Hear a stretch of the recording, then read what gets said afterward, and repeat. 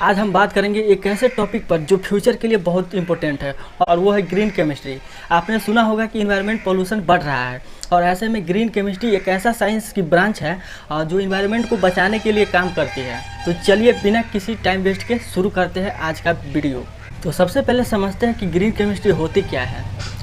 Green chemistry एक ऐसा science का ब्रांच है जो केमिकल प्रोसेस और प्रोडक्ट को ऐसा डिजाइन करता है कि उनसे कम पोल्यूशन हो और एनवायरनमेंट सेफ रहे।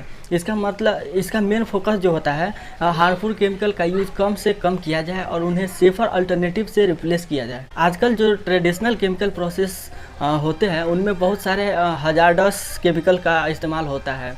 ये केमिकल सिर्फ इन्वायरमेंट को ही नहीं बल्कि हमारी हेल्थ को भी इफेक्ट करता है। ग्रीन केमिस्ट्री का पर्पस यही है कि इन सब चीज़ों को मिनिमाइज किया जा सके और सस्टेनेबल डेवलपमेंट को प्रमोट किया जा सके। ग्रीन केमिस्ट्री का कुछ बेसिक प्रिंसिपल होता है जो इसको फाउंडेशन को डिफाइन करते हैं। चलिए ये जल्दी से इन्हें समझते हैं।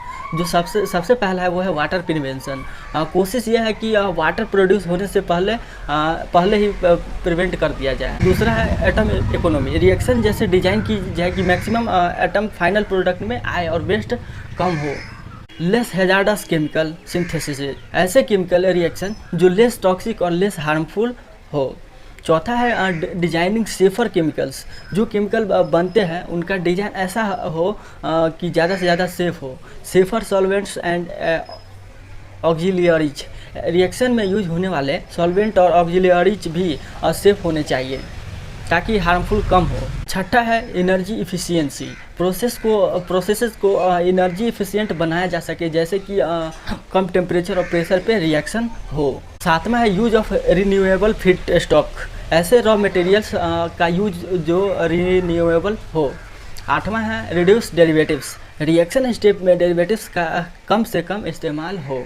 उसके बाद में नौवां है कैटालिसिस, एफिशिएंट कैटालिस्ट का यूज हो ताकि रिएक्शन फास्ट हो और एनर्जी भी कम लगे। 10वां है डिजाइन फॉर डिग्रेडेशन, जो प्रोडक्ट बनते हैं उनका ऐसा डिजाइन किया जाए कि वो इन्वायरमेंट में आसानी से डिग्रेड हो जाए। 11वां है real time analysis for pollution prevention, pollution होने से पहले उसकी मॉनिटरिंग और कंट्रोल करना जरूरी है। Inherently safer chemical for accident prevention, ऐसे केमिकल का यूज जो इनहेरेंटली सेफ हो। तो भाई इतना सब बात करने के बाद अब बात करते हैं कि ग्रीन केमिस्ट्री के फ़ायदे क्या है। सबसे पहला तो इन्वायरमेंट पॉल्यूशन कम होता है। दूसरा ह्यूमन हेल्थ पे इसका पॉजिटिव इफेक्ट होता है क्योंकि हार्मफुल केमिकल्स का यूज कम होता है।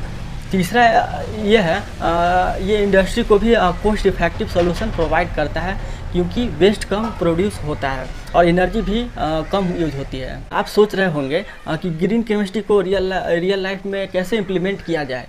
एक पॉपुलर एग्जांपल है बायोडिग्रेडेबल प्लास्टिक्स। ये प्लास्टिक इन्वायरमेंट में आसानी से डिग्रेड हो जाते हैं और पोल्यूशन नहीं करते हैं। एक और एग्जांपल लेते हैं सुपर क्रिटिकल CO2 यानी कार्बन डाइऑक्साइड का यूज एज ए सॉल्वेंट। ये एक इन्वायरमेंटली फ्रेंडली अल्टरनेटिव और ट्रेडिशनल सॉल्वेंट हो सकता है। फ्यूचर में ग्रीन केमिस्ट्री का रोल और भी इम्पोर्टेंट होने वाला है क्योंकि जैसे जैसे हमारी इंडस्ट्रियल एक्टिविटीज बढ़ती जा रही है वैसे वैसे पॉल्यूशन भी बढ़ रहा है। इसलिए सस्टेनेबल डेवलपमेंट और इन्वायरमेंट कंजर्वेशन के लिए ग्रीन केमिस्ट्री को प्रमोट करना बहुत ज़रूरी है।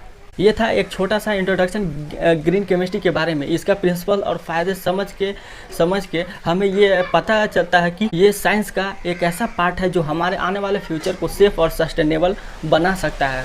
आपको ये टॉपिक कैसा लगा हमें कमेंट में ज़रूर बताएं। तो मिलते हैं अगले वीडियो में अगले कोई टॉपिक के साथ में। देखते रहिए अपने भाई का यूट्यूब चैनल दिव्यम भारती। जय हिंद, जय भारत।